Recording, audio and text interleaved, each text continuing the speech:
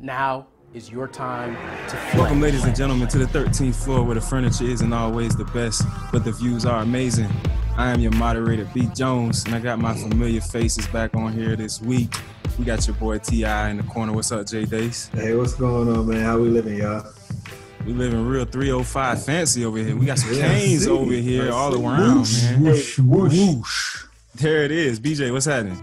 Everything's good, baby. It's a college football season back in full force, and it was a great weekend to watch some, man.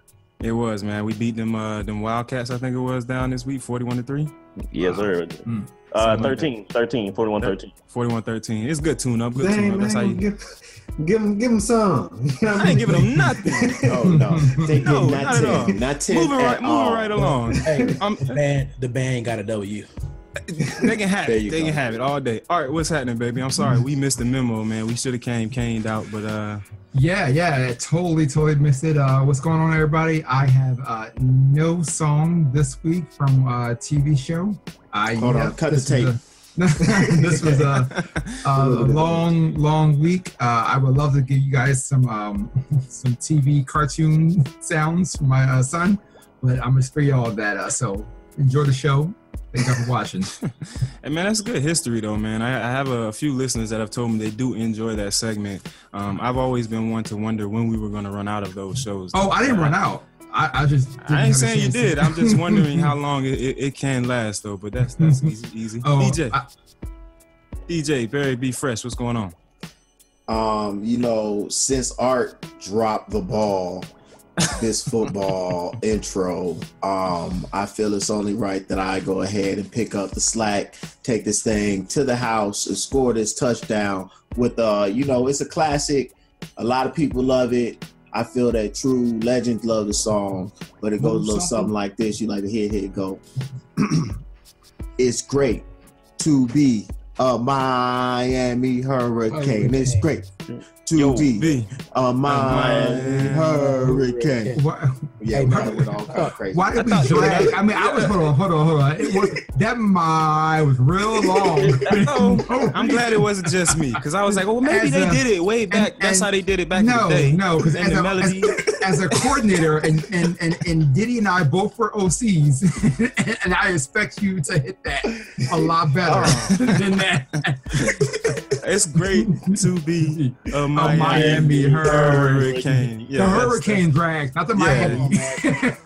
I really thought that you were gonna come with the move something, since you had on the jacket that Two Live. Oh, Move something. put that Fresh Kid Ice on. That was a great. Rest in peace, Fresh Kid Ice. He died a few weeks ago. Yes. Oh man. Rest in peace, Fresh R.I.P. Kid Ice. Coach K, what's happening, bro? What's going on, man? I've been talking to everybody else's intro, so I'm here, man. I was kind of flat last week, I had some coffee, so I'm ready to go. Got his cold brew, kind of. Yeah, sort kind of. Yes, Half cold, but still bold. but still Easy, low. easy.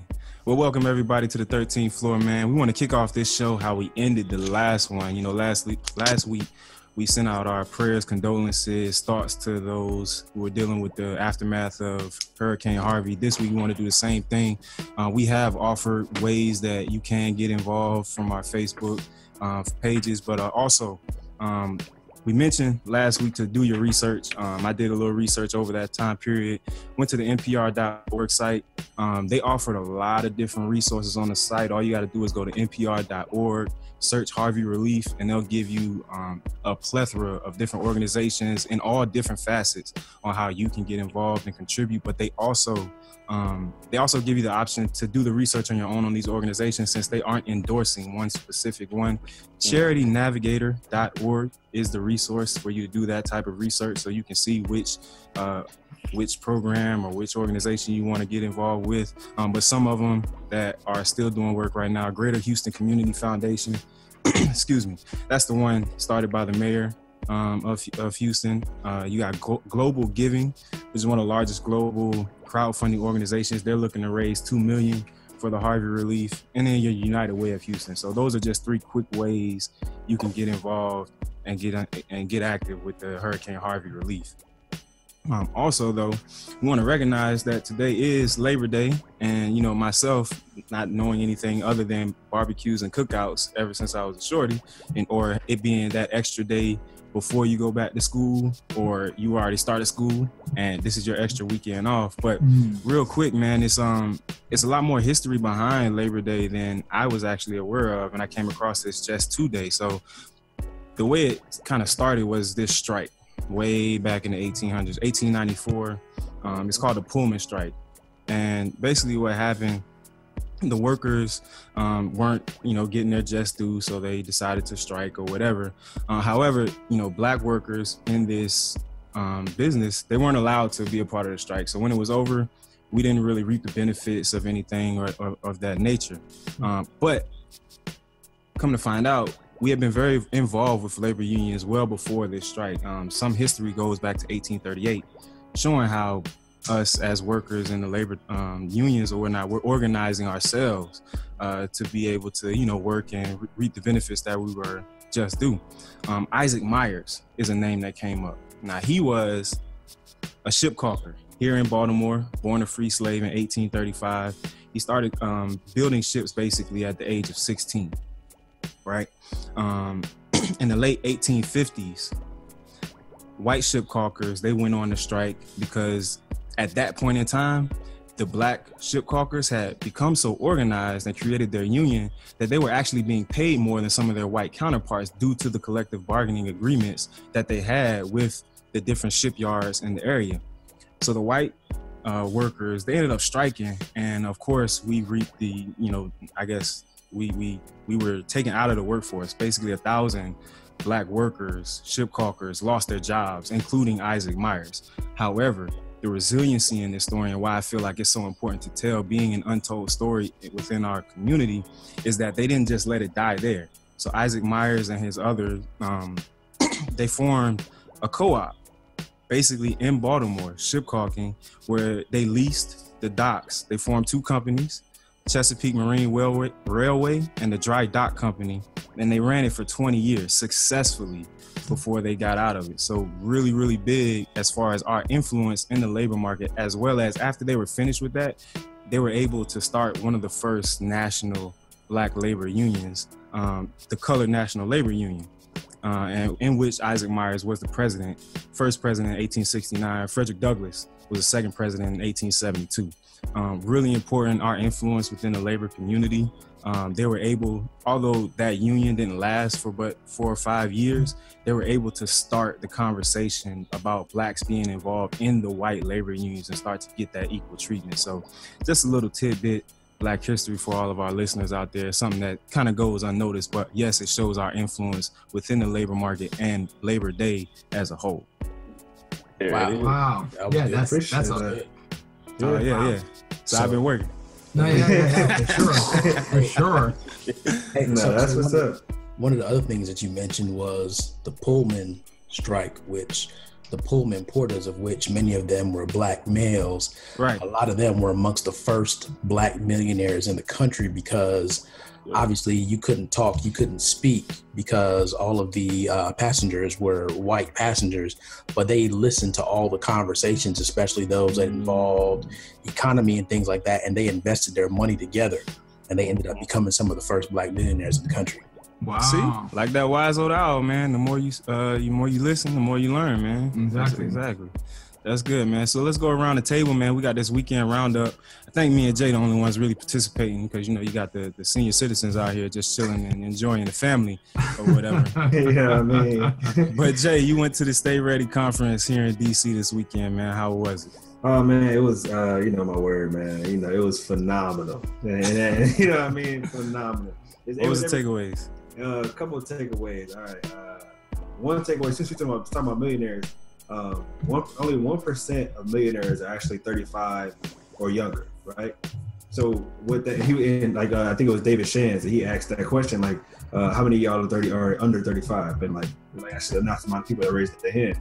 And he was like, yo, you guys literally just haven't been alive long enough to figure it out. And that really hit me because it's like, yo, some people are so focused on, I'm not there yet, right? But sometimes you just haven't lived long enough You know what I mean? Sometimes you just haven't went through enough things in order to get to where you want to be. So that hit me like, it really spoke life into me. And another thing E.T. actually said was the natural and the unnatural man, right? So the natural man does what comes easy, does what comes natural, but the unnatural man is always looking for that next challenge. How can he grow as an individual? And then that really hit me too, because it's easy to do what comes easy. But to step outside that comfort zone and step outside of that unnatural territory it just shows that, you know, it just shows you who you are. Right. So, yeah, it was. I mean, obviously, it was a bunch of nuggets. You know what I mean? Right. But you can't. We ain't got time for the show to go, to go all over them. But no, I like that. Those were two good points. Especially, I'm gonna come back to that unnatural man, especially with the topic we're gonna get into in a little bit with depression and mental illness amongst our community. But that unnatural man, I remember that. Helped me not forget that when we get into it. I got you. But yeah, man, my weekend was great down in the Made in America Festival. Shout out to Tidal, Jay-Z, and all the performers down there, man. We're big supporters here of Tidal and Jay-Z.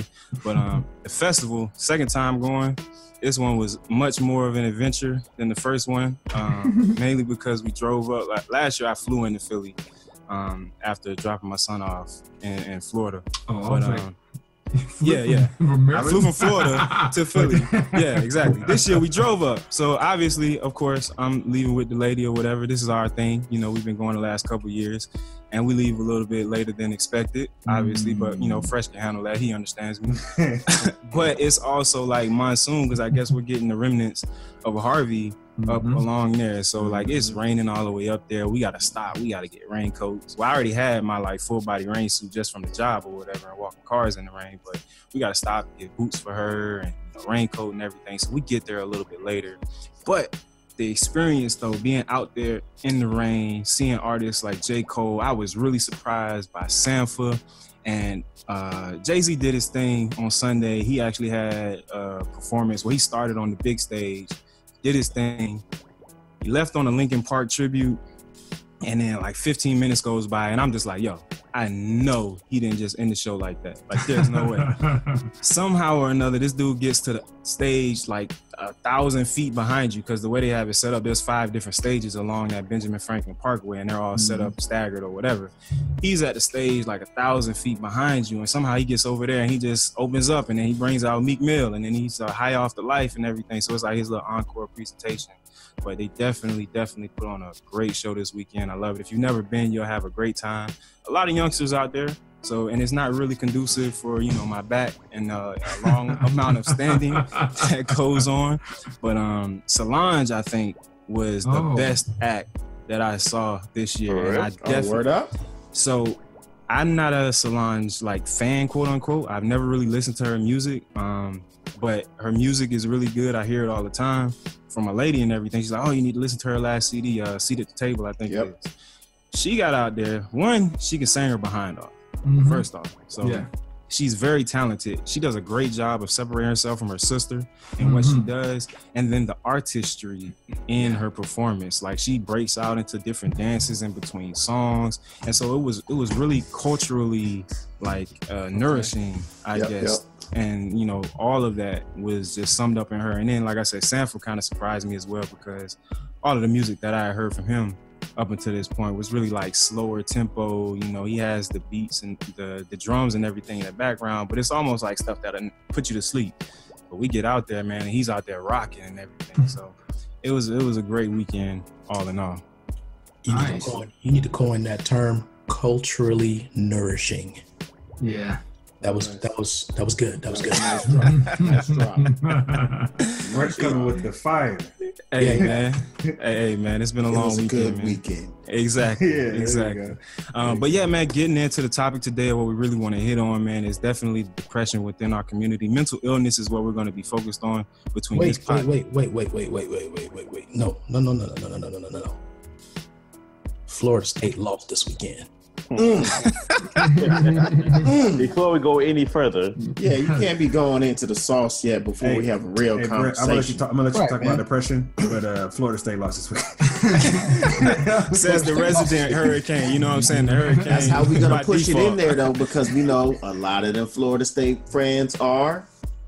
I mean, they lost it. Impressed. I didn't watch the game because I wasn't there. I mean, I was at the concert, so I mean, I can't really say how much of a fight they put up or whatnot. I don't know when they lost their starting quarterback. And They did get till halftime. I think they lost him in the fourth quarter. It was like 28-7, right? Yeah.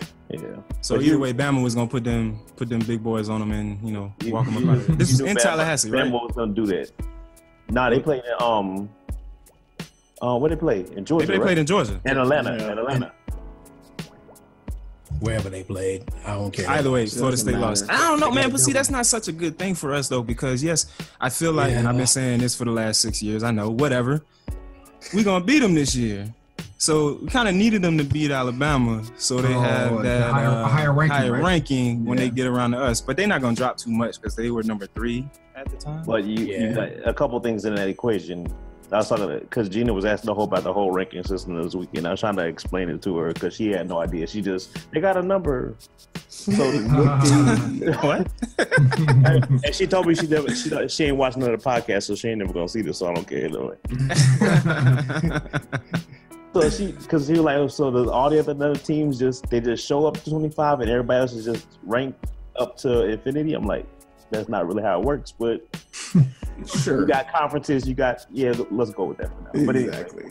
But if Bama and Florida, you got number 1 and number 3 team playing each other. No matter what happened, Florida State would have to beat Bama and win out the entire season in order to catch that plate back up. Bama could have lost to Florida State and still ended up in the top 1 or 2 position by the end of the season. Oh yeah, by the end of the season, absolutely. However, when they get into the strength of schedule rankings and all of that other stuff, because they would have beaten Bama and we would have beaten them. Bama probably would have dropped to number 2. Florida State would have went to number 1, and it would have stayed there. But when we would have beat them, whenever we played them, I think it's like the end of this month, like 27th. Yeah, we played them on the 16th. 16? Oh, yeah. So when we beat them, then we would have gotten that edge because I think we had 13 or 16. 18. We were Dropped to 18. 18. Oh, Yeah. okay. Well, either way, so we moving on up over here.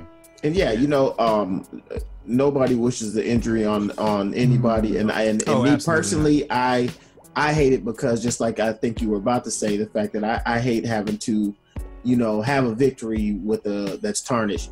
That has that asterisk next to it where, hey, they're going to be able to say, well, our starting quarterback wasn't really there and you guys just beat him because we had a freshman. I don't want all of that. Meanwhile, we got a first-year quarterback as well.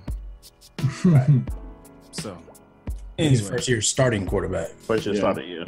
Yeah. That was his second game. Yeah. Well, Buddy's a redshirt freshman. Right. Hey, side note, Florida lost the ball too. Yeah. but nobody cares about Florida. Until you play them, they always come back. Listen, I never count out Florida. They're always in there somewhere, just poking their head around. We play them like every 3 or 4 years. They took them off the schedule. They took us off. They took us off. Yeah. And then the rivalry with us and Florida. It's like 2019 and 2020, they come back on. They come back. Yeah. Just saying. But like we said, those Florida and Florida State fans. They got tired. They got tired of that mascot getting beat up. Shout out to Sebastian. Y'all know what I love about Sebastian, man? And then we're going to get into the topic, man. But Sebastian, man, when he does that beak rip, that junk, for whatever reason, man, has me dying laughing and gets me like the hypest. When I first saw little known fact about Be Fresh, my, was that my sophomore year? You were the mascot? Yes, it was your sophomore year. I went and tried out, and they were so in love with me, yo. It was hilarious. I could definitely see you doing it. I only did it for a little bit though because they wasn't really paying you, and you had to do it for the schedule's crazy. You didn't really get no money, and then on top of that, it was like you had to do it for like almost a year before you could even get hopefully get some type of scholarship money or something. Yeah, and give you like stipends or whatever. And they knew we would have gotten a lot more fights. Yeah. I'm about to say that. We would have got a lot less TV time because they'd been like, man, you can't be gyrating all up in front of they cheerleaders like that. Like, take that. All that pelvic thrusting. You cannot do all those pelvic thrusts. But that was Miami, though. Exactly. That was Miami. That's the crib, man. You gotta love it. You gotta love it. But yeah, man, we want to get into this topic centered around, depression and how it affects our community, mental illness and how it affects our community. Art brought it up last weekend, and I really appreciated that because like the light bulbs just kind of went off. And it's crazy how depression, it's a mood disorder. Clinically diagnosed, you gotta suffer from the symptoms for somewhat up to 2 weeks. However, within our community, man, I feel like we all enter that mode for a certain period of time in life for different reasons or what have you. But we also, or some of us, are able to deal with it a little bit better than others, and we able to find ourselves out of those situations. But I think what we really want to accomplish here today is building that starter block, that foundation, because what you won't have happen amongst our group, Black males, is this type of conversation and how we had to deal with our emotions or what we may be through. And I've said it before, man, the best thing about this group here, the Beacon Squad, the League of Extraordinary Gentlemen, whatever we decide to go by whenever we're out and about, is that we're always here as a supporting group for one another through whatever we have. And a lot of us, sometimes we may have that situation and we don't take advantage of it because of different things on how we were brought up, the way we were taught or what have you. But depression, it really affects us, man. It affects 17 million people in the U.S. I was on the APA, American Psychiatric Association website today. African Americans, 20% more likely to deal with the effects of depression. Also, 20 to 30% more likely to deal with it through self-medication. And that could be a variety of different things. It could be alcohol, it could be illicit drugs, whatever, to try to cope with it. As Jay starts doing this. You feel me? So I had a random nose itch. You know what I mean? Bad time. T.I. a.k.a. Sugar Booger. But not only that, though, a.k.a. Bobby Brown. But there also isn't a lot of research devoted just towards African American men. And a large reason behind that is probably because we don't seek that professional help. Willingness to cooperate. Yep. I think it's not just the seeking, but I think initially as males, you were kind of pushed into, man, suck it up. Nobody wants to hear about that. Get together. This is what you got to do. If you're going to be a man, this is the way it is. Just suck it up. And we lose being able to, have a conversation about our feelings and understand that it's okay to talk about, what made you upset and get it out on the table so you can understand, a lot of times how insignificant it really is and that, life still goes on. But if you're always packing stuff into this box, eventually that box is swollen and it's going to explode open. And a lot of times people don't take the opportunity to speak with somebody or have somebody to speak with to be able to get, your emotions out and just, be able to talk through your feelings. Yeah, right. You don't want to be, I'm sorry, go ahead. No, you go ahead. No, I was just saying you don't want to be, it's hard to be vulnerable. It's a scary thing when you open yourself up, you kind of, you're exposed. People can see you for what you really are, which is human, but you don't really want to be seen as that, especially as a male. You don't want to be seen as that because when you show that human side of you, it's kind of like you. The funny thing is, it's not hard. It's just learn that it's supposed to be kind of shy away. Exactly. Because the more that you do it, the more that you realize it allows you to be a lot more comfortable. It's just like being somebody who lies to your spouse. It's the comfort of if you always tell the truth, even just in life.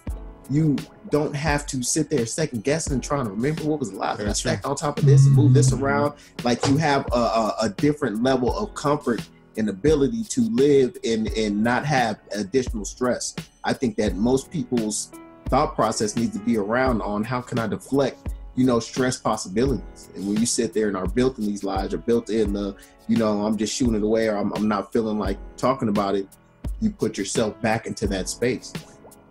And I feel like it's just something that's not ingrained in our community at all. And there are certain pressures that you feel as a black male, because what you always constantly hear is that the black female is the backbone of the black community. So then you feel that added pressure of, if something's wrong with you, because you already have that label of we're lazy, we're this, we're that, we don't provide for our families, you want to keep going because you want to put up that I'm strong, right? Provide, and you never end up being able to express what you're feeling, because one, who are you going to express it to? Right. You want to turn to your spouse, your partner, and be able to express it to them, but then you're fearful for what they're going to think of you now. Are they going to call you soft, or they're going to tell you to man up? You don't want to talk to your boys, because your boys will be like, man, you crazy, man. Here, come on, we got this white Henny, let's go. Right. So it's just a thing that we don't have an established if this then that. And that's not just for mental health, it's also for just physical health, whatever it may be. It's just something that's just not ingrained in us. And then you think about money. Oh, I'm going to have to pay this money or this copay, or maybe I don't even have insurance, and you don't know what your options are. Mm-hmm. So it's just something that we're just so uninformed that we don't know how to move forward. You brought up several good points. Go ahead, Faison. No, I mean, I just wanted to, I guess I don't want to take it off because you're about to go to a point, but my point would have pulled back Diddy's and Carol. So go ahead and throw yours, and I'll see if it connects back together. Well, I was just gonna say you made a lot of good points. One about the financial aspect of it, one about the social aspect of it, and a lot of what we do is what some of my research found is called psycho-social coping. And basically what it is like we're in our heads, we get around our friends, and those coping mechanisms, like that bottle of white Hennessy, become how we deal with it. We suppress, or we just push past it, because like you said, it's almost, we put ourselves in a category of being weak when it comes to expressing any type of emotional distress. And then if you don't get that support that you want from your partner, and that was something that it took me a while to learn. Like like my partner, Chris, she begged for me to, be more emotionally vulnerable, open up, tell me how you feel, you know what I'm saying? And it just took forever for me to get to a spot where I could actually do that. But that's because it's a learned behavior. Like I've never been given that example, when I was in my depressed state amongst my peers. The way we handled it was distractions. I need to get distracted. I need to get my mind off of it. Don't worry about it. That whatever, that toxic relationship that you were dealing with, or the fact that you just lost your job, all of these things that are feeding my sense, my lowered sense of self-worth. We're like, we're going to get this bottle. We're going to go find something to take your attention off of it. And we just going to kind of go from there. Faison, you want to add to that? Yeah, I mean, I just kind of rewinding it back to when that all started. So as kids, we don't get a chance to be just boys, like kind of Kara mentioned it, like you kind of grow up, and first thing you do is you got to man up. You say you got to man up, you got to do this process. And that starts, way when you're a kid. Like you go from being a newborn to a little man. You don't get, like, there's a big gap that was being lost that you get missing when you get a chance to be a little boy who's just growing up and being a boy and going through that process. And like that's what I'm trying to do now with Namdi. It's just when people come to me, they always say, "Hey, little man." I'm like, no, hey, little boy, because he needs to understand how it is to be a little boy and grow up and just not have that pressure of being something bigger right now. And when time comes, he'll grow there. But a lot of us, if you didn't have dad at home, you had to become that little man because you had your mom there with you. And I'm one. Like I had my dad there. He left. I had my stepdad come in, and it was all there. But you still got to be the man of the house when dad's not there, or when stepdad go out to work. So that changes everything. And I just want to make sure that if anyone's out there who has kids now, like let them be children, let them be little boys, let them be little girls. Don't force them and rush them on to the next step because they want to grow faster, or they aren't moving according to the internet's blog system saying you got to be doing this. Let them just be kids. Again, they'll grow into the ability to have not maybe grow into the role of depression because they've got the chance to enjoy themselves, learn their emotions, and grow slowly. So you hit on something that was key there, and I promise you, Brett, we're not going to get too far off topic because this could be something totally different. But you're right. Broken homes create that, because as a male child, I was 9 years old, and I knew how to write. I knew how to write the checks to pay the bills for the month, right? I was sitting there ironing all my clothes already. And that's just a pressure situation that you get yourself into. And I was talking to somebody about this earlier today, where his mom isn't married at this point, and he's older. So he's, you know, our ages, with the exception of you, Jay. Right.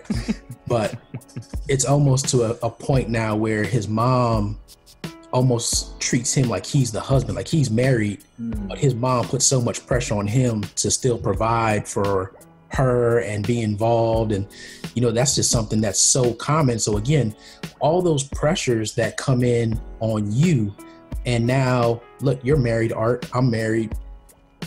We both came from single parent homes.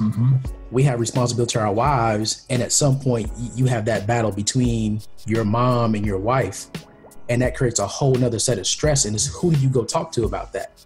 You can't talk to your wife about that, because that's going to kind of empower her on how she feels about your mom. You can't go talk to your mom because now your mom feels some type of way about your wife. It's one of those things where she's like, okay, who do you talk to about that? And all these are things that you probably should go seek out some type of professional help, because you probably need to start talking about things all the way back from when you were growing up as a kid, and things that you missed out on, that you didn't get to do, things that you don't understand.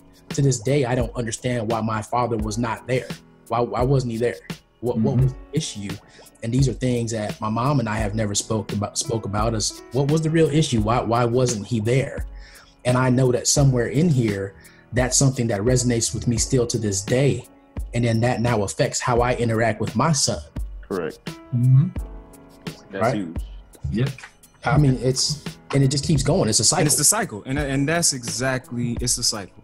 But that's exactly what we're trying to break here with the 13th floor, especially with this episode, man. We want to get out of that silo, get out of that cycle. And we want to be a living, breathing example of, hey, yes, we're a group of 6 men right now, but we're going to have this conversation centered around our bouts with depression in our lives. We're going to have this conversation centered around, you know, well, maybe not today with the wife and the mom thing, but we'll have that conversation just to show our listeners, our men out there, that this is here for you. You know what I'm saying? This is how we can handle these situations, so we can take better care of our bodies, because this depression thing, this anxiety stuff, this stress, all of that is all grouped into one thing, even though they're very separate and distinct illnesses.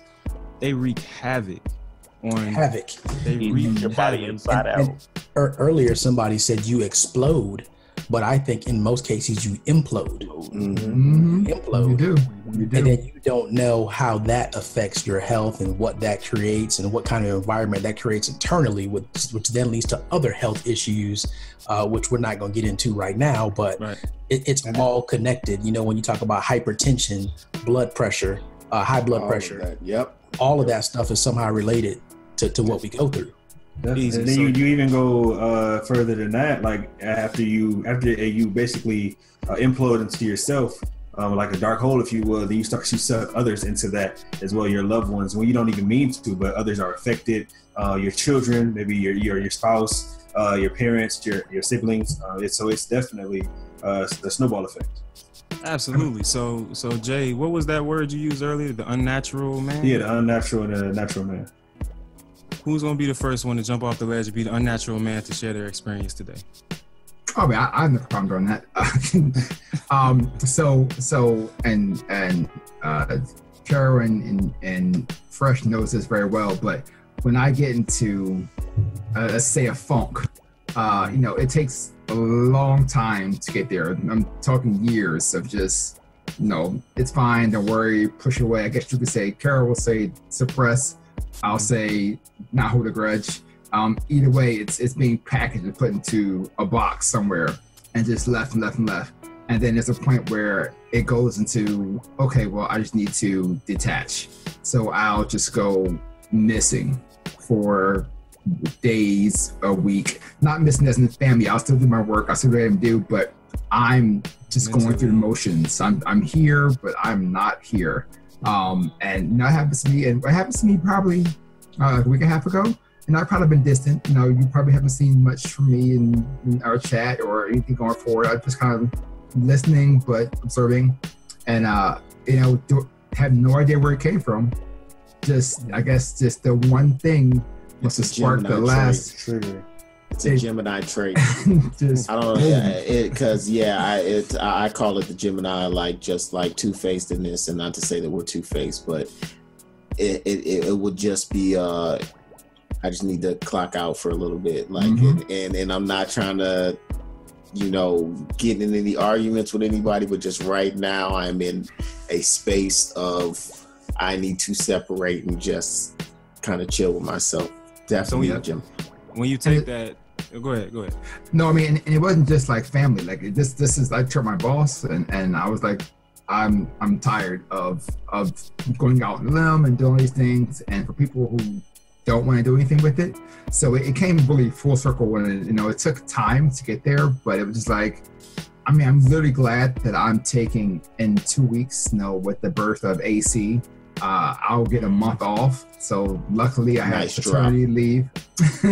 I have paternity leave coming up. So I'll get that month to totally recharge, just focus on, baby and family. But it was at a point where I was like, should I start to look? Should I start to figure out something else I want to do? Because I can't keep putting in my all and not getting it back. That's what it seems like to me. And it may not seem like from outside, because I'm going to always give the energy they need. But I'm just like, it's to the point where I'm giving more than people who actually own these businesses are giving back to me, and it doesn't make any sense. Hey, like I always say, you're never gonna get it back until you the owner. It's always gonna be that way. You're always gonna reach that point when you realize, wait a minute, man, I'm over here busting my for this guy, and he's just sitting back counting bread, like. Yeah, whatever. I can find another one. Oh no, you can't. But you may think that you can, but no, you can't.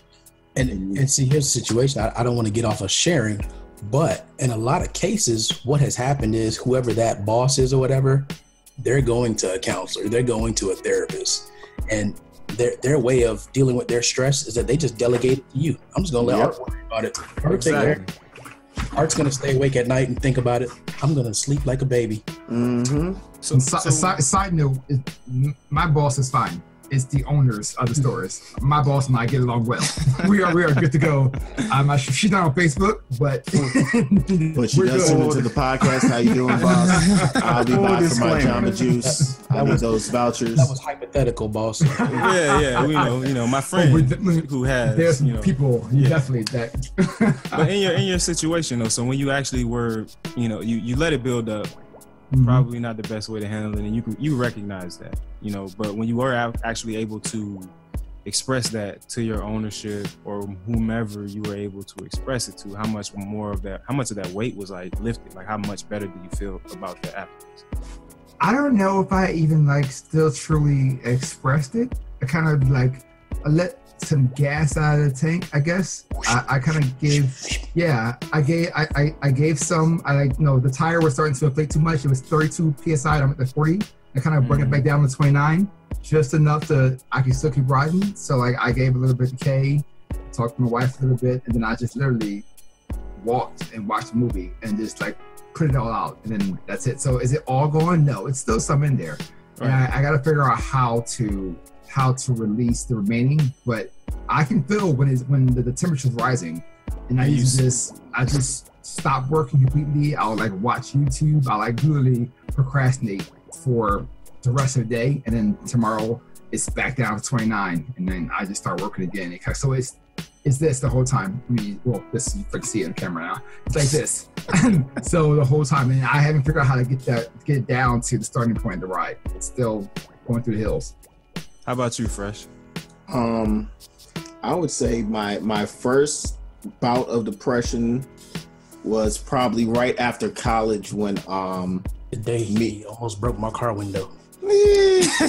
So me and well, I'm not I haven't had, I could probably tell you I maybe had 5 official girlfriends in my lifetime.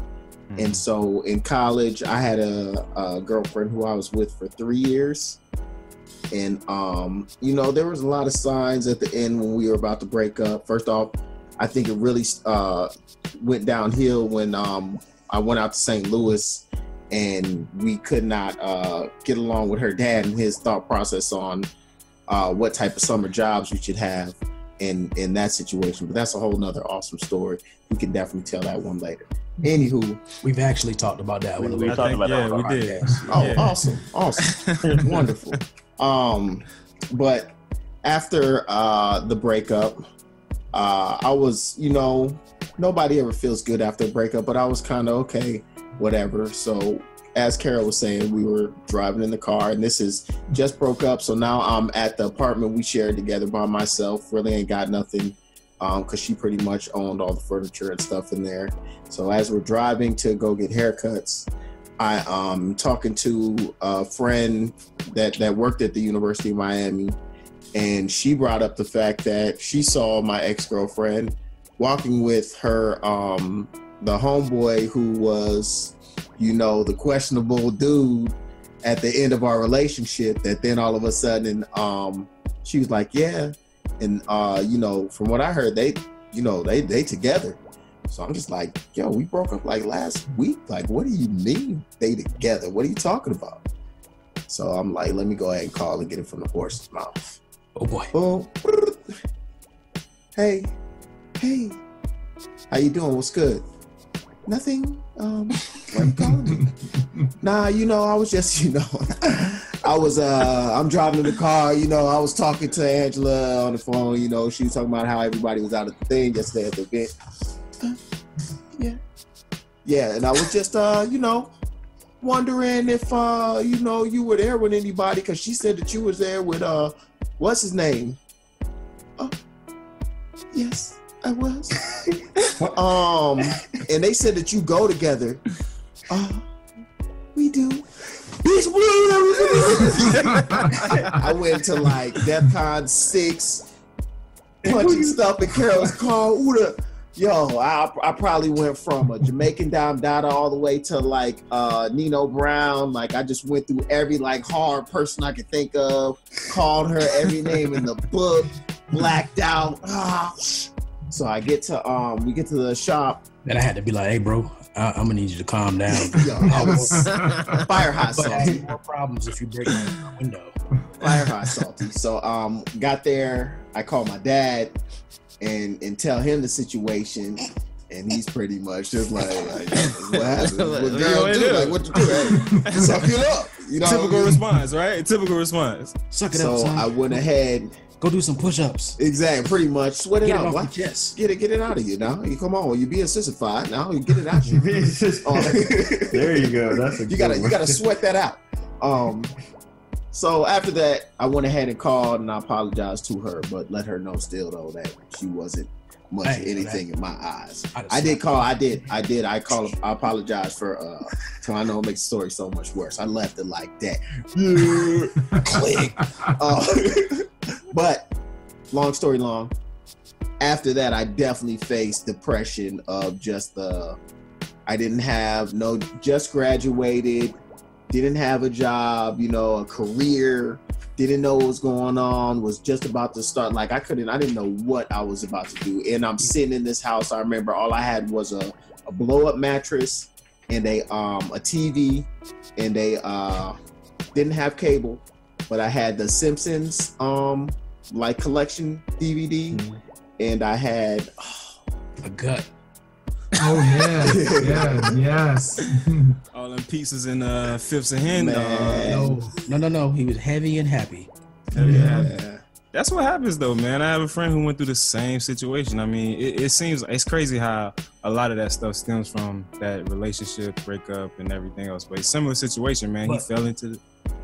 But I don't want to go too far because we kind of skirting around like some of the issue, right? Some of the issue is that you've broken up, and some people it's divorce, and you end up with somebody else, but you now feel inferior. You feel like self-reflection. There is something wrong with me, and that's why this person. That's what. Well, it's always, and especially my shock was the progression of the next move in the not as fresh as me. What you mean that you was dealing with this dude? Like, that's really, and then it just like Carol said, the self-reflect. What, just because of this? Yeah, who Start looking is at he better? Yeah, you know what I mean? That's what happens. And then especially, like I said, I'm now in the house that we shared together, looking at these walls with the visions of, you know, her walking through the house. Listen, but now all of a sudden he's chasing her through the house. And it's like, so yeah. All too familiar place. All too familiar place. But yeah, definitely, you still here. Like, you here today. What did that What is still here? But here's the question, Fresh. Did you ever deal with those feelings? Right. What was that process like? It's funny during that time being able to speak to my dad, being able to speak to friends, especially like my best friend Sammy, and talking it out and understanding some people are in your life for seasons and not getting caught up and losing what you learned about yourself and the experience that I had with her, and to get over thinking that it's supposed to be some type of, you know, lifelong journey, that it's okay that there are going to be people that are only in, you know, for that moment, absorb the lesson that you got from them, understand and take the gems in order to move forward, and being able to understand that, hey, as much as you think so, dude, you're not perfect. You know what I mean? And being okay with that and understanding that, you know, I have faults, but hey, I got good sides too. It's okay. This is life. Right. And I think, I mean, it's two things I take from that, man. One is knowing your self-worth, man, and knowing that in that type of specific situation that, yeah, you may just not be the one for that person. But the other thing I got from that is, you know, you mentioned your father the first time you called him. And yeah, I can imagine my father reacting the same way. It's just a girl. We're young at the time. They know that the women that we're dealing with at the time aren't probably the women that we're going to be with for the rest of our life. But the second time, you know, you called him, he was there for that support system, man. I think that's what's most important, man, reaching out and finding those support partners in all of these situations. Yeah, and look, I'll just roll right on after that. But so in my particular situation, it was when I went through divorce, and some of these guys can tell you, like, we were always together. We were always, as in us, the guys, the fellas. And then I was just totally isolated once I got out. Once I got married. Out. Yeah. Once I got married, I was totally isolated. Mm-hmm. And when everything was going on, well, I couldn't turn to them because, one, I was the first one in the crew to get married. Mm-hmm. So they couldn't lend any information, any advice to me at all. Two, the nature in which it happened was just so, I don't know, VH1, Lifetime story, if there's a Lifetime channel from the men's perspective. He ain't lying. And like, once I get to that point of what in the hell, yeah, you're not gonna see me for a while because anybody could be a casualty once I get past that point.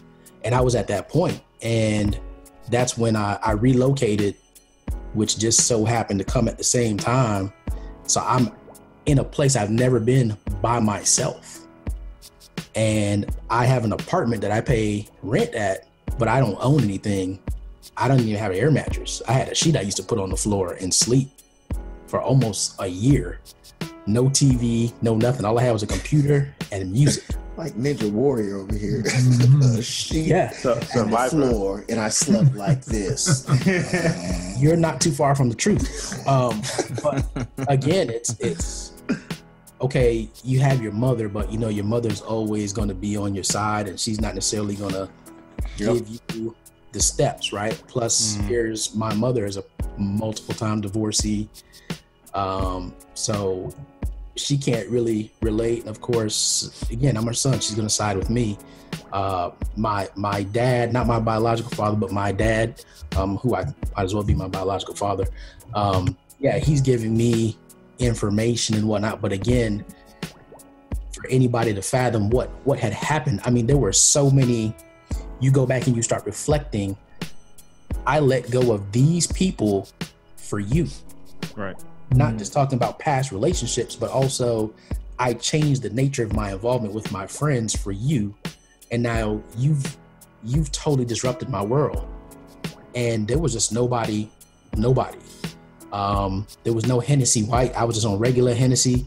That was probably the only thing I had in the house. I didn't have any groceries, no nothing, but there was a bottle of Hennessy. And I wasn't to the point where I was an uncontrollable drunk, but that's how I went to sleep at night, because I developed insomnia. I had insomnia for a very long time when I just didn't sleep.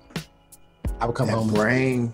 That brain gets to ticking and going. But a total side note here, if you are in a relationship where your lady or your spouse wants to start isolating you from your friends and family, unless they are toxic to you, beating you up, or stealing from you, whatever, dishonest, blah, blah, blah.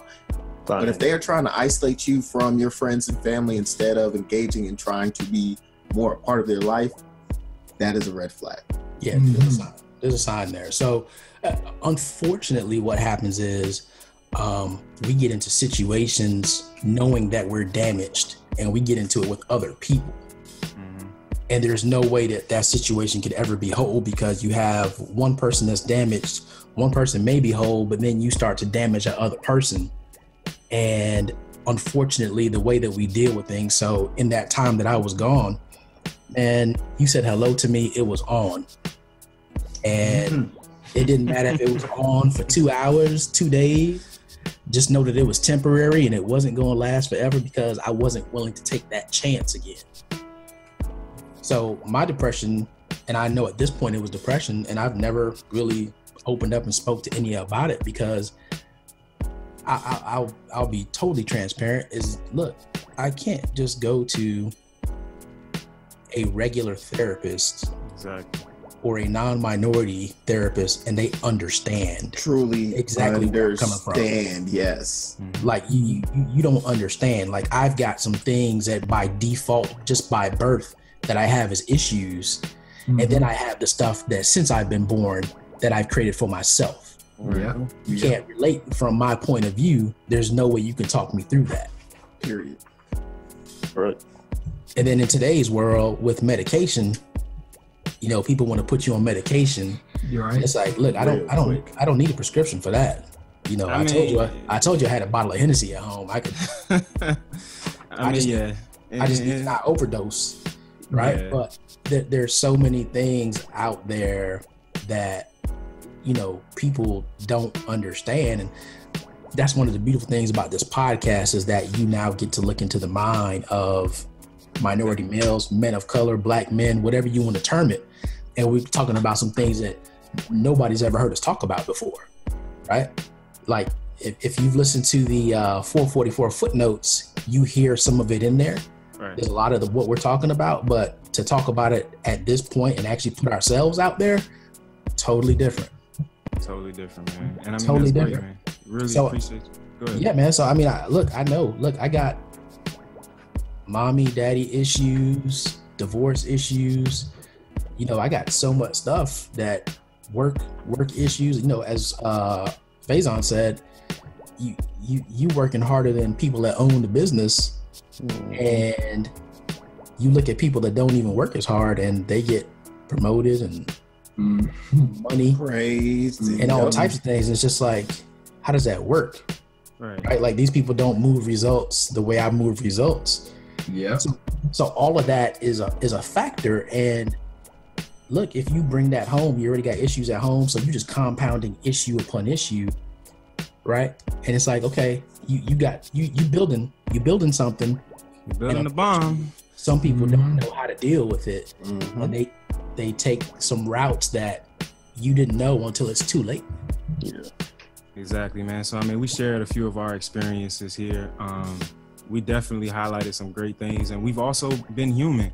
We've seen some of the things that are detrimental, like the bottle, like the silo, like the isolation. And, we're not going to just leave it there. Like, that's why I say definitely make sure you tune in with us next week, so that we're going to put it all together, because we're going to have our licensed professional Rwenshaun Miller come on. He's a founder of the Eustress Inc., as well as Let's Talk About It Walk. All of these things. He's a big advocate for mental health amongst our group, the Black male community.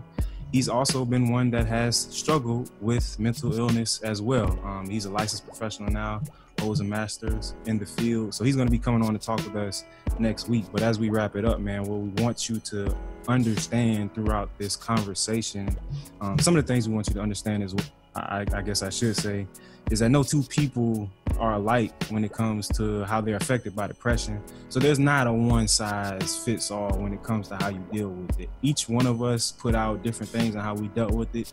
Some of them good, some of them bad, some of them in between. But the biggest thing that you can do is ask for help. Seek that clinical help, that professional help, if you feel you're in in a dire situation. But some of the other things you can do beyond just that clinical or professional help, things like being active, exercise, spend time with people, your loved ones, spend time with your family. The biggest thing that they say is, try not to isolate yourself. Don't sit in a room where it's just you and those four walls, because you'll drive yourself insane. And then thoughts. Right. And, don't expect everything to change overnight. You got to remember, and this is typically with any process, but, it took a little while for you to get to this state. So it's going to be a gradual improvement in your emotional stability. It's not going to happen immediately, but as long as you put in that work in, you seeking that professional help, you'll definitely see, the changes soon to come. We put it out there last week. We definitely want to offer that same assistance, man. As long as you continue to educate yourself on the effects of depression, you can always call for immediate assistance. That hotline number, 1-800-273-8255. They will definitely be there to listen to you, to hear you, to help you out. But we all definitely want to put that out there. Guys, I definitely want to thank you all for sharing, your stories and everything. Shouts to Logic. He got a song about depression and suicide we talked about last week. Shout out. We also going to try to get, we try to get a Kane on here whenever we can. We got a Pervis Taylor. We're going to try to get him on here next week as well. Never nervous Pervis. So, and he's got a great story as well. So you definitely want to tune in to part 2 of this conversation next week. And hey, look, start the conversation. If you're somebody out there that you're having difficulties, troubles, start the conversation. That is the key. Yes, sir.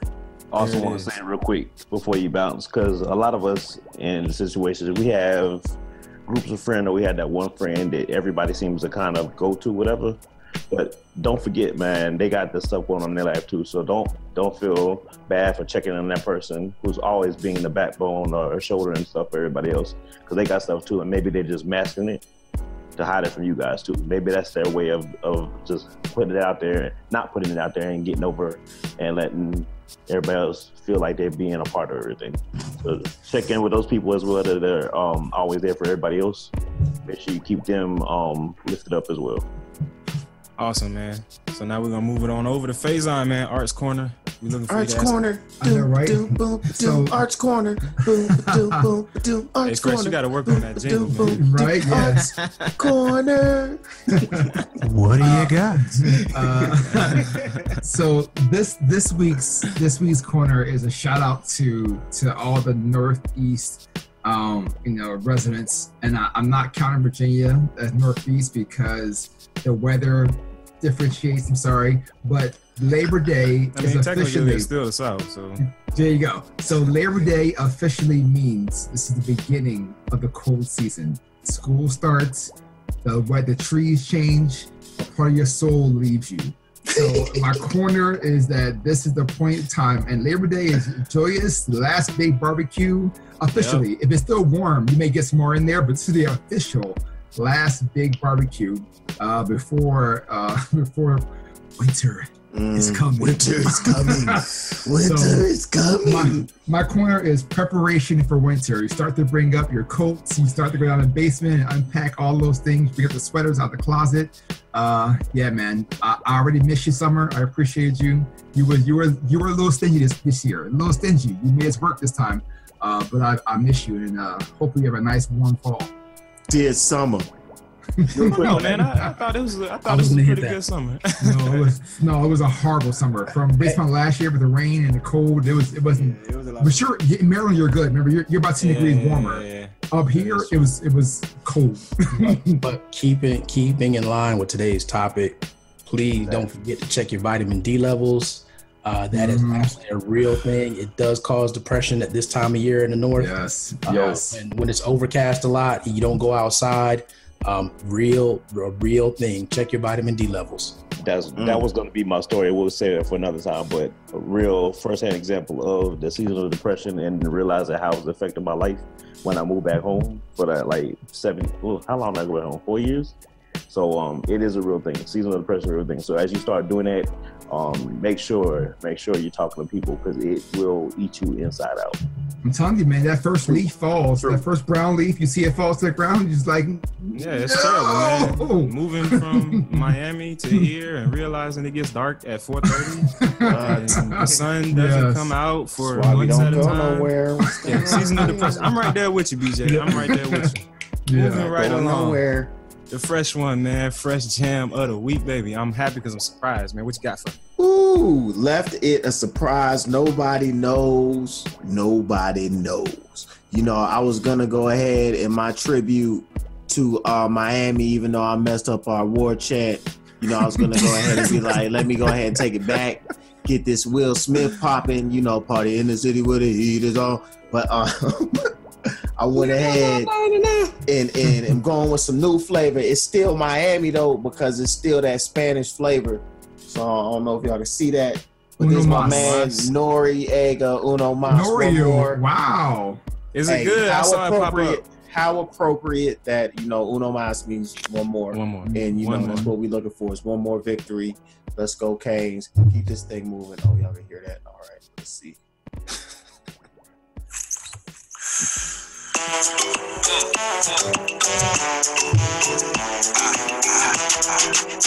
That's so much. I think what you're going through, baby. You don't know what it is in your eyes. This is N.O.R.E. I think you need a Pharrell. 180. Pharrell, wow. Total opposite of be nice. Total opposite.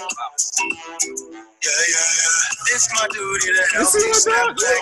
Your worries long gone. Let go what you cannot take back. Take this moment and move on. I'm the ones like you. Have me in my running shoes. Thought that nothing I can do, man, I had it wrong. But something up in my eyes. Make myself a seem rise. And then told me that I need to do it. A 20-year career, I hope you understand. I used to bitch on the block, I did it underhand. They said I'd never make it, never be but. And I agree with them, I ain't see such. So I celebrate life. Vodka shots, this with ice. Baby, we gonna drink more. At least one more, don't need to drink more. I respect the fact that he only had to do like 4 bars. Right. Whether it's more like a Pharrell song, you know, it's that summertime thing. Like Art said, you know, final barbecues, definitely a summertime fine event. He has not changed. He's the same N.O.R.E. as he was when he first said, what? Like, Uno Mas again on Title. As we said, we support Title, but Uno Mas by my man N.O.R.E. Featuring Pharrell. It kind of feels more like Pharrell featuring N.O.R.E. But either way, it's still the fresh jam of the week. Y'all go check it out. Holla at your boy. I'm gonna check that one out, man. I don't know. I might have to put Mijente a little bit above that one. Yeah, I was like, Mijente is a hard. I think too. Mijente came out at a good time, though. I think if he would have pushed this up a little bit, that's a summertime record, just like Mijente was. And when you hear that Mijente, yes, we're not even going to get to that. But you see, I've been on my Spanish flavor, you know, because we are international love here. We take it all the way coast to coast, up, down, left, right, side to side. We're going to do some Swahili stuff next week. Holla at your boy. Coach K, man, what you got for the people, baby? The people, listen. That depression that we talked about is the real deal. Please understand that forget about cancer, forget about prostate, you know, just forget about all those illnesses that you hear about that kill us. The real deal is depression. And there are so many studies out there that say that depression is probably the number one killer compared to anything else, maybe even combined. And I once heard somebody say, I can't remember who it was, but they said, whatever you don't deal with as an adult, you leave to your children to deal with. Right. I said a version of that and I heard somebody else say it. And I just think, look, even if you don't have kids, it's like a ghost in your past that keeps coming and talking to you. And as you get older, you don't realize, why don't I have tolerance for the things going on around me? And that's because you keep making deposits in that cup, and eventually that cup overflows. It is not too late for you. There's nothing wrong with you putting up your hand and saying, I need help. Nobody's going to actually look at you and ostracize you or cast you out or label you as a lunatic or whatever it might be. Yeah, if you continue to wait too long, absolutely, people will give you some labels, but take control. Don't let whatever that thing is in the past, that skeleton in the closet, don't let that skeleton continue to beat you. Take control of it, whoop that skeleton, and get to your better life. Control. Take control. Like gonna stop. Excuse me. Before we get out of here, we want to remind you. Who's that, Jay? Yeah, I'm about to say T.I. Just you can see it just fly over space. Like I don't even know what he's doing. Is he just making this up all on his own? What is that? Well, what were you saying, Britt? Don't let him cut you off. Like I was gonna say, don't let him cut you off. You can get connected. Rude. That's rude. That's rude. At the Flagology webpage. You can also get connected with us at the 13th floor Facebook page. Can't sit up and better let him have it, man. He better let him have it. You see what I'm saying? Send him habits. Instagram. You can find us on SoundCloud, YouTube, Apple iTunes, Google Play, whatever podcast station you're listening to. And when you're on iTunes, make sure you find out who sings Control. Leave it in the comments for T.I. to feel extremely foolish, because we cannot understand why he doesn't know yet another great moment in Black history. But it's not just him, because the moderator doesn't know either, and that's why he's trying. Hey, listen, Faison, where we at with the 13th floor shirts, man? We still got those in production, so we can start giving these things away. Wow. Yeah. Pressure. Look. 13th comment left today is going to be a recipient of one of those Mr. Faison 13th floor shirts. And on the back, it's going to say who sings and it Control. Doesn't count if you are one person that just like starts putting does 12 comments. 4, 5, 7, Yeah. So we got what's the contest this week? So we got a 13th comment. We got, what song is this? Control. All right. Who sings that? That's what it is? Control. Yeah. Can we get a little? Yeah, never gonna stop. Control. I don't believe we're really doing this right now. What it wants. I don't really believe we're doing this right now. We're absolutely doing it, man. It's the outtake. You could have made me change the no, you know what? of the week. I think we should change the who sang it to who produced it, which is even more important. Making them do work. It doesn't matter. Either way, they don't know. Control. Hey, Fresh, you can start the exit music whenever. Well, the exit music this week's gonna be. I see someone's eyes looking down like Control. Arkansas State. There it is. We're down here on the 13th floor. But the floor is always the best. But the U is amazing. Oh, baby. Now. Hey, Jay, you can throw this in.